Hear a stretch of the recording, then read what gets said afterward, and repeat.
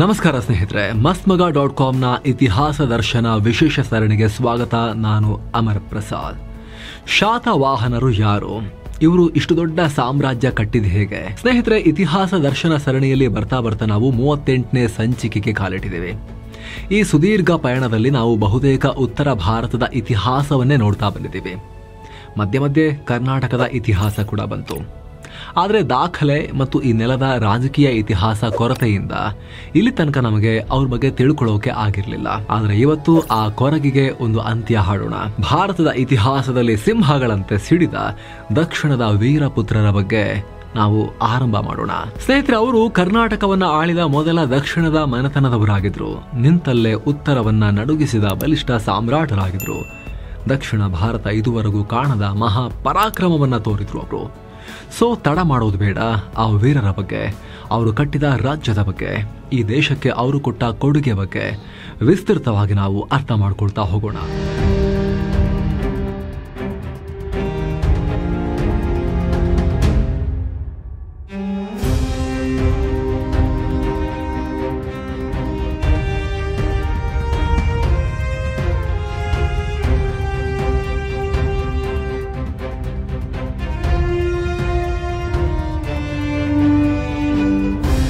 ಅರಾಜಕತೆ ನಡುವಲ್ಲೇ ಸಾಮ್ರಾಜ್ಯ. ಸ್ನೇಹಿತರೆ, ಶಾತವಾಹನರ ಹುಟ್ಟು ಮತ್ತು ಬೆಳವಣಿಗೆ ಭಾರತದ ಪಾಲಿಗೆ ತುಂಬಾ ಮುಖ್ಯ. ಹಿಂದಿನ ವರದಿಯಲ್ಲಿ ಹೇಳಿದ ಹಾಗೆ ಶಕಪೂರ್ವ 1 ಮತ್ತು 2ನೇ ಶತಮಾನದ ಅವಧಿಯಲ್ಲಿ, ಅಂದರೆ ಕ್ರಿಸ್ತರು ಹುಟ್ಟೋಕು 200 ವರ್ಷಗಳ ಹಿಂದೆ, ಭಾರತ ಯಾರೊಬ್ಬರ ಹಿಡಿತಕ್ಕೆ ಒಂದು ಆಡಳಿತದ ಕೇಂದ್ರಕ್ಕೆ ಸಿಕ್ಕಿರಲಿಲ್ಲ. ಮೊದಲಿಗೆ ಉತ್ತರದ ಕಡೆಗೆ ಬಂದ್ರೆ ಅಲ್ಲಿ ಶುಂಗರು, ಕಣ್ವರು ಆಳ್ವಿಕೆ ಮಾಡ್ತಾ ಇದ್ರು. ಪಂಜಾಬ್ ಭಾಗದಲ್ಲಿ ಶಾಕದರು ಇದ್ರು. ಅದಕ್ಕೂ ಮೇಲೆ ಅಂದ್ರೆ ವಾಯುವ್ಯದಲ್ಲಿ ವಿದೇಶಿ ಶಕ್ತಿಗಳು ಕೂತ್ಕೊಂಡಿದ್ರು. ಇಲ್ಲಿ ಇಂಡೋ ಬ್ಯಾಕ್ಟ್ರಿಯನ್ ಅನ್ನೋ ಮನೆತನ ಆಳ್ವಿಕೆ ನಡೆಸ್ತಾ ಇತ್ತು. ಸ್ನೇಹಿತರೆ, ಬ್ಯಾಕ್ಟ್ರಿಯನ್ ಕಿಂಗ್ಡಮ್ ಎಷ್ಟು ಶಕ್ತಿಶಾಲಿ ಇತ್ತು ಅಂದ್ರೆ, ನೀವೀಗೊಂದು ಮ್ಯಾಪ್ ನೋಡ್ತಾ ಇದ್ದೀರಾ. ಇವತ್ತಿನ ಪಾಕಿಸ್ತಾನ, ಅಫ್ಘಾನಿಸ್ತಾನ, ಅದರ ಆಚೆಗಿರೋ ತುರ್ಕ್ಮೆನಿಸ್ತಾನ ಎಲ್ಲವನ್ನ ಒಳಗೊಂಡಿತ್ತು. ಇವರ ದಾಳಿ ಹೇಗಿರ್ತಿತ್ತು ಅಂದ್ರೆ, ಇವತ್ತಿನ ಪಂಜಾಬ್, ಸಿಂಧ್ ಭಾಗಗಳನ್ನ ಕೂಡ ವಶಕ್ಕೆ ಪಡಿತಾ ಇದ್ರು. ಇದೇ ಸಂತತಿಯ ಡೆಮಿಟ್ರಿಯೋಸ್ ಭಾರತಕ್ಕೆ ನುಗ್ಗಿ ಇಲ್ಲಿ ತನ್ನ ತಂದೆ ಹೆಸರಲ್ಲಿ ನಗರಗಳನ್ನ ಕೂಡ ಕಟ್ಕೊಂಡಿದ್ದ. ಇದೇ ಸಂದರ್ಭದಲ್ಲಿ ಇವರ ವಿರೋಧಿಗಳಾಗಿದ್ದ ಶಾಕಲರು ಈಗಿನ ಸಿಯಾಲ್ಕೋಟ್ ಭಾಗದಲ್ಲಿ, ಪಾಕಿಸ್ತಾನದಲ್ಲಿದೆ ಈಗ ಅದು, ಅಲ್ಲಿ ಆಳ್ವಿಕೆ ಮಾಡ್ತಾ ಇದ್ರು. ಇವರಿಗೂ ಈ ಬ್ಯಾಕ್ಟ್ರಿಯನ್ನರಿಗೂ ಹೊಡೆದಾಟ ಆಗ್ತಾ ಇತ್ತು. ಇನ್ನು ಪೂರ್ವ ಭಾಗಕ್ಕೆ ಬಂದ್ರೆ ಕಳಿಂಗದಲ್ಲಿ ಖಾರವೇಲರಿದ್ರು. ಮೌರ್ಯರ ಪತನ ನಂತರ ಇವರು ಕೂಡ ಇಂಡಿಪೆಂಡೆಂಟ್ ಆಗ್ಬಿಟ್ರು. ಯಾಕಂದ್ರೆ ಸ್ವಲ್ಪ ಮುಂಚೆ ಅಷ್ಟೇ ಮೌರ್ಯ ಸಾಮ್ರಾಜ್ಯ ಮೆರೆದು ಪತನದ ಅಂಚಿಗೆ ಹೋಗ್ಬಿಟ್ಟಿತ್ತು. ಮೌರ್ಯರ ಕಾಲದಲ್ಲಿ, ಅಶೋಕರ ಕಾಲದಲ್ಲಿ, ಚಂದ್ರಗುಪ್ತರ ಕಾಲದಲ್ಲಿ ಭಾರತದ ಬಹುತೇಕ ಭಾಗ ಮತ್ತು ಅಕ್ಕಪಕ್ಕದ ಪ್ರದೇಶಗಳನ್ನ ಕೂಡ ಅವರು ಒಂದು ಆಳ್ವಿಕೆಗೆ ಒಳಪಡಿಸಿದ್ರು. ಅದಾದ್ಮೇಲೆ ಅವ್ರ ಪತನ ಆದ್ಮೇಲೆ ಭಾರತದಾದ್ಯಂತ ಅಕ್ಕಪಕ್ಕ ಎಲ್ಲಾ ಕಡೆ ಕೂಡ ಹಲವಾರು ರಾಜ ಮನೆತನಗಳು ಹುಟ್ಕೊಂಡ್ವು, ಹಲವಾರು ರಾಜ ಸಂಸ್ಥಾನಗಳು ಬಂದವು. ಅದೇ ರೀತಿ ಖಾರವೇಲರು ಕೂಡ ಇಂಡಿಪೆಂಡೆಂಟ್ ಆಗ್ಬಿಟ್ರು. ಈ ಖಾರವೇಲರು ಕೂಡ ಸಾಮಾನ್ಯರಲ್ಲ. ಖಾರವೇಲ ಅನ್ನೋ ರಾಜ ಬಲಿಷ್ಠ ಮತ್ತು ರಾಜನಿಪುಣ. ಸಿಕ್ಕ ಕಡೆ ದಾಳಿ ನಡೀತಾ ಇತ್ತು. ಆ ಭಾಗದ ಪ್ರಬಲ ನಾಯಕರಾಗಿದ್ರು. ಇನ್ನು ದಕ್ಷಿಣಕ್ಕೆ ಬಂದ್ರೆ ತಿರುಪತಿ ಬೆಟ್ಟದಿಂದ ಕೆಳಗೆ ಅದನ್ನ ತಮಿಳು ರಾಜರ ಆಳ್ತಾ ಇದ್ರು. ಚೋಳರು, ಪಾಂಡ್ಯರು, ಕೇರಳದ ಚೇರರು ಆಳ್ವಿಕೆ ಮಾಡ್ತಾ ಇದ್ರು. ಹಾಗೆ ನೋಡಿದ್ರೆ ಇವರು ಅಶೋಕರ ಕಾಲದಿಂದಲೂ ಎಲ್ಲರೊಂದಿಗೂ ಸ್ನೇಹದಿಂದ ಇದ್ರು. ಆದ್ರೆ ಮೌರ್ಯರ ಪತನ ನಂತರ ಇವರಲ್ಲೂ ಒಂದಷ್ಟು ಬದಲಾವಣೆ ಆಯಿತು.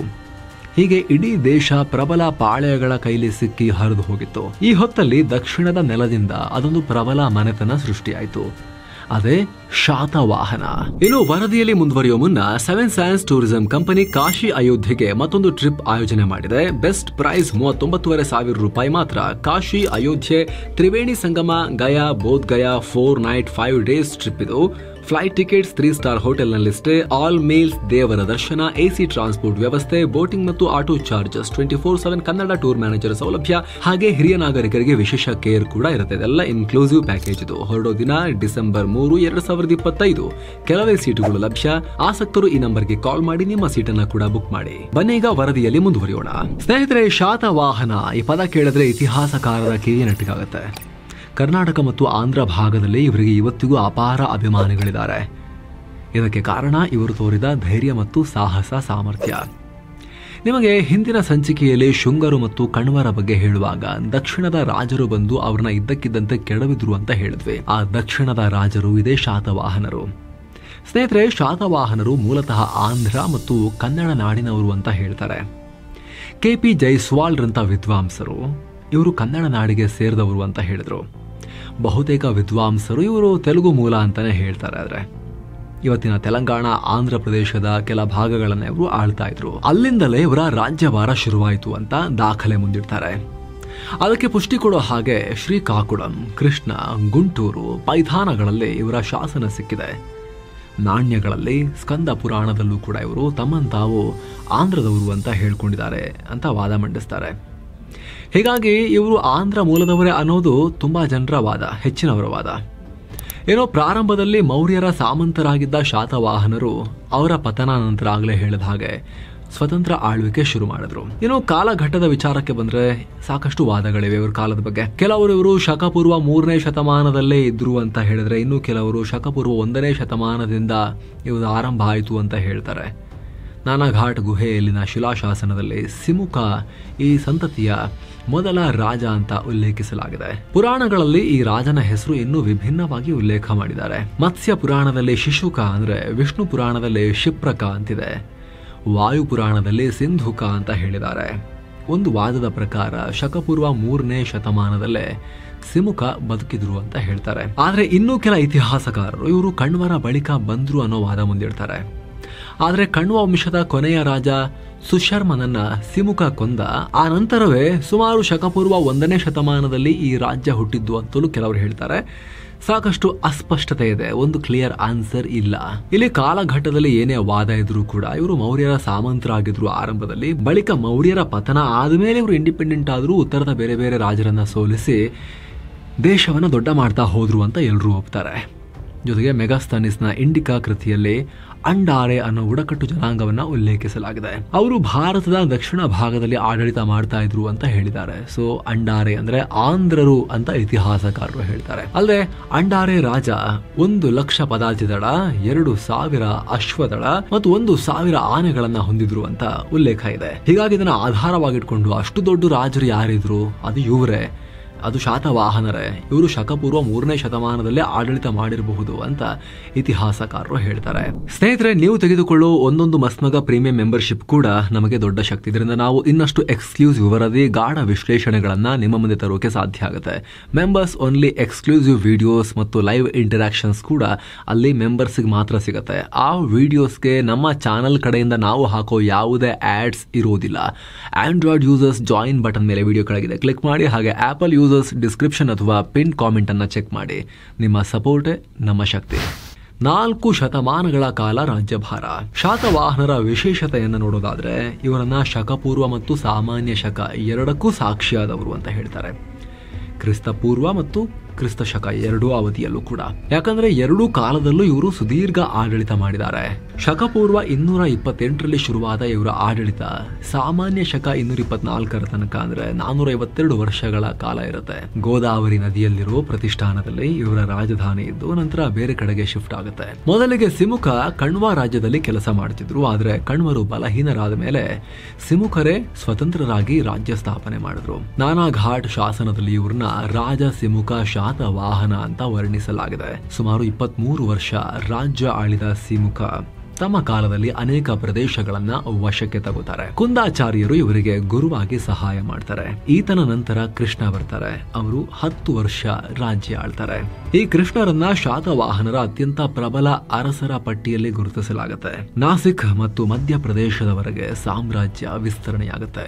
ಬೌದ್ಧರ ಬದಲಿಗೆ ಹಿಂದೂ ಸಂಸ್ಕೃತಿಗೆ ಹೆಚ್ಚು ಕೆಲಸ ಮಾಡ್ತಾರೆ. ಇದಾದ್ಮೇಲೆ 1ನೇ ಶಾತಕರ್ಣಿ ಬರ್ತಾರೆ. ಇವರು ಶಕಪೂರ್ವ 194ರಲ್ಲಿ ಆಡಳಿತ ಶುರು ಮಾಡಿ ಅನುಪ, ಮಾಳ್ವ, ವಿದರ್ಭಗಳನ್ನ ಗೆದ್ದು ವಿಂಧ್ಯ ಪರ್ವತದಿಂದ ಕೊಂಕಣದವರೆಗೆ ರಾಜ್ಯ ವಿಸ್ತರಣೆ ಮಾಡ್ತಾರೆ. ಈ ಸಾಮ್ರಾಜ್ಯ ಗೆಲ್ಲೋ ವೇಳೆ ಅಶ್ವಮೇಧ ಯಾಗ ಮತ್ತು ರಾಜಸೂಯ ಯಾಗಗಳನ್ನ ಮಾಡ್ತಾರೆ. ಇದರ ಪರಿಣಾಮ ಅಪ್ರತ್ರಿಹಿತ ಅಂತ ಇವರಿಗೆ ಬಿರುದು ಕೊಡಲಾಗುತ್ತೆ. ಇದಾದ್ಮೇಲೆ 2ನೇ ಶಾತಕರ್ಣಿ ಬರ್ತಾರೆ. 2ನೇ ಶಾತಕರ್ಣಿ ಸುಮಾರು 56 ವರ್ಷಗಳ ಕಾಲ ರಾಜ್ಯವನ್ನ ಆಳಿ ಇನ್ನಷ್ಟು ವಿಸ್ತರಣೆ ಮಾಡ್ತಾರೆ. ತೆಲಂಗಾಣ, ಮಹಾರಾಷ್ಟ್ರ, ಕರ್ನಾಟಕ, ಒಡಿಶಾ ಭಾಗದ ತನಕ ರಾಜ್ಯ ಹರಡುತ್ತೆ. ಈತನ ಕಾಲದಲ್ಲೂ ಒಡಿಶಾದ ಖಾರವೇಲ್ರ ಜೊತೆಗೆ ಯುದ್ಧ ಆಗುತ್ತೆ. ಇಲ್ಲಿ ಪದೇ ಪದೇ ಬರೋ ಖಾರವೇಲ್ರು ಯಾರು ಅಂತ ನಿಮಗೆ ಅನಿಸಬಹುದು. ಈ ಖಾರವೇಲ್ರ ಬಗ್ಗೆ ಆರಂಭದಲ್ಲೇ ಸ್ವಲ್ಪ ಹೇಳಿದ್ವಿ ನಿಮಗೆ ಸ್ನೇಹಿತರೆ. ಇವರು ಶಕಪೂರ್ವ 2ನೇ ಶತಮಾನದಲ್ಲಿ ಕಳಿಂಗವನ್ನ ಆಳ್ತಾ ಇದ್ರು. ಇವರ ಮನೆತನವನ್ನ ಮಹಾಮೇಘ ವಾಹನ ಅಂತ ಕರೀತಾರೆ. ಛೇದಿ ವಂಶದವರಾದ ಇವರು ಅತ್ಯಂತ ಸಮರ್ಥ ರಾಜರು. ವಿದರ್ಭದ ಭೋಜ, ಶಾತಕರ್ಣಿ ಎಲ್ಲರ ಜೊತೆಗೂ ಯುದ್ಧಕ್ಕೆ ಬೀಳ್ತಾರೆ. ಸೀದಾ ನಮ್ಮ ಪಕ್ಕದ ತಮಿಳುನಾಡಿನ ತನಕವೂ ಇವರ ಗಡಿ ಇರುತ್ತೆ. ಬೇಸಿಕಲಿ ಜೈನರಾಗಿದ್ದ ಇವರು ಹಿಂದೂ ಬೌದ್ಧ ಸೇರಿ ಎಲ್ಲ ಮತಗಳಿಗೂ ಗೌರವ ಕೊಡ್ತಾ ಇದ್ರು. ಸ್ನೇಹಿತರೆ, ನಮ್ಮ ಪಠ್ಯ ಪುಸ್ತಕಗಳಲ್ಲಿ ಇವ್ರ ಬಗ್ಗೆ ಹೆಚ್ಚಿನ ಮಾಹಿತಿ ಕೊಟ್ಟಿಲ್ಲ. ನಮ್ಮ ಇತಿಹಾಸ ಶಿಕ್ಷಕರು ಕೂಡ ಇವ್ರ ಬಗ್ಗೆ ಜಾಸ್ತಿ ಹೇಳಲ್ಲ. ಹೀಗಾಗಿ ಖಾರವೇಲ ಮತ್ತು ಈ ಮಹಾ ಮೇಘ ವಾಹನ ರಾಜರ ಬಗ್ಗೆ ನಿಮಗೆ ಮುಂದಿನ ಎಪಿಸೋಡ್ ನಲ್ಲಿ ಮಾಹಿತಿ ಕೊಡ್ತೀವಿ. ಏನೋ ವಾಪಸ್ ನಮ್ಮ ಶಾತವಾಹನರ ಕಡೆಗೆ ಬಂದ್ರೆ, ಎರಡನೇ ಶಾತಕರ್ಣಿಯ ನಂತರ ಹಾಲ ಬರ್ತಾರೆ. ಈ ಹಾಲ ಸ್ವತಃ ಕವಿ ಕೂಡ ಆಗಿದ್ರು. ಪ್ರಾಕೃತ ಭಾಷೆಯಲ್ಲಿ ಗಾಥಾ ಸಪ್ತಪತಿ ಅನ್ನೋ ಕೃತಿಯನ್ನ ಕೂಡ ಬರೆದಿದ್ರು. 5 ವರ್ಷದ ಇವರ ಆಡಳಿತವನ್ನ ಪ್ರಾಕೃತ ಭಾಷೆಗೆ ಸುವರ್ಣ ಯುಗ ಅಂತ ಕರೀತಾರೆ. ಬರ್ಕೊಂಡು ಸಿಕ್ಕಾಪಟ್ಟೆ ಕೂತಿದ್ರು ಇವರು. ಹಾಗಂತ ಸಾಮ್ರಾಜ್ಯ ವಿಸ್ತರಣೆ ಮಾಡ್ಲಿಲ್ಲ ಅಂತಲ್ಲ, ದಕ್ಷಿಣದ ಎಲ್ಲ ರಾಜರನ್ನ ಮಂಡಿಯೂರಿಸಿ ಲಂಕಾ ಮೇಲೂ ಕೂಡ ದಾಳಿ ಮಾಡಿದ್ರು. ಆ ರೀತಿ ಉಲ್ಲೇಖ ಸಿಗುತ್ತೆ, ಆದ್ರೆ ಸೂಕ್ತ ಆಧಾರ ಸಿಗಲ್ಲ. ಏನೋ ನಂತರ ಗೌತಮಿ ಪುತ್ರ ಶಾತಕರ್ಣಿ ಬರ್ತಾರೆ. ಇವ್ರ ಬಗ್ಗೆ ತುಂಬಾ ಕೇಳಿರ್ತೀರಿ ತುಂಬಾ ಜನ. ಈ ರಾಜ್ಯದಲ್ಲಿ ಅತ್ಯಂತ ಪ್ರಬಲ ಮತ್ತು ಅತ್ಯಂತ ಖ್ಯಾತ ದೊರೆ ಗೌತಮಿ ಪುತ್ರ ಶಾತಕರ್ಣಿ. ಇವ್ರ ಬಗ್ಗೆ ನಿಮಗೆ ಮುಂದಿನ ಎಪಿಸೋಡ್ ನಲ್ಲಿ ಡೀಟೇಲ್ ಆಗಿ ಮಾಹಿತಿಯನ್ನ ಕೊಡ್ತೀವಿ. ಆದರೆ ಈ ಶಾತಕರ್ಣಿಯ ಬಗ್ಗೆ ನೋಡೋಕು ಮೊದಲು ಮಹಾಮೇಘ ವಾಹನ ಮತ್ತು ಖಾರವೇಲ್ರ ಬಗ್ಗೆ ನಿಮಗೆ ಹೇಳಬೇಕು. ಅದು ಪಬ್ಲಿಷ್ ಆದಾಗ ನಿಮಗೆ ಇಲ್ಲಿ ಬರುತ್ತೆ ಸ್ನೇಹಿತರೆ. ಕ್ಲಿಕ್ ಮಾಡೋ ಮೂಲಕ ನೀವು ಈ ವರದಿಗೆ ಜಂಪ್ ಆಗಬಹುದು. ಸ್ನೇಹಿತರೆ, ಇತಿಹಾಸ ದರ್ಶನದ ಪ್ರತಿ ಎಪಿಸೋಡ್ ನಲ್ಲೂ ಕೂಡ ನಾವು ಸಾಕಷ್ಟು ಶ್ರಮ ವಹಿಸಿ ನಿಮಗೆ ಮಾಹಿತಿ ತಲುಪಿಸುವ ಪ್ರಯತ್ನವನ್ನ ಮಾಡ್ತೇವೆ. ನೀವು ಇಂತಹ ಇತಿಹಾಸದ ಎಪಿಸೋಡ್ಗಳಲ್ಲಿ ಆಸಕ್ತಿ ಇರೋರಿಗೆ ಇದನ್ನ ತಲುಪಿಸಿದ್ರೆ, ಹೆಚ್ಚು ಜನಕ್ಕೆ ರೀಚ್ ಆದ್ರೆ, ಆಗ ನಾವು ಮಾಡಿರೋ ಕೆಲಸಕ್ಕೂ ಒಂಚೂರು ಸಾರ್ಥಕ್ಯ ಸಿಗತ್ತೆ. ಆ ರಿಕ್ವೆಸ್ಟ್ ನಿಮ್ಮ ಹತ್ರ. ಹಾಗೆ ಸ್ನೇಹಿತರೆ, ಆಗ್ಲೇ ಹೇಳಿದ ಮಸ್ಮಗ ಪ್ರೀಮಿಯಂ ಮೆಂಬರ್ಶಿಪ್ ಅನ್ನ ಕೂಡ ನೀವು ಕನ್ಸಿಡರ್ ಮಾಡಬಹುದು. ಆಂಡ್ರಾಯ್ಡ್ ಯೂಸರ್ಸ್ಗೆ ವಿಡಿಯೋ ಕೆಳಗಡೆ ಜಾಯಿನ್ ಬಟನ್ ಇದೆ. ಆಪಲ್ ಯೂಸರ್ಸ್ಗೆ ಡಿಸ್ಕ್ರಿಪ್ಷನ್ ಪಿನ್ ಮಾಡಿರೋ ಕಾಮೆಂಟ್ ಅಲ್ಲಿ ಲಿಂಕ್ ಇದೆ. ಮತ್ತೆ ಭೇಟಿ ಆಗ್ತಿರೋಣ. ನಮಸ್ತೆ.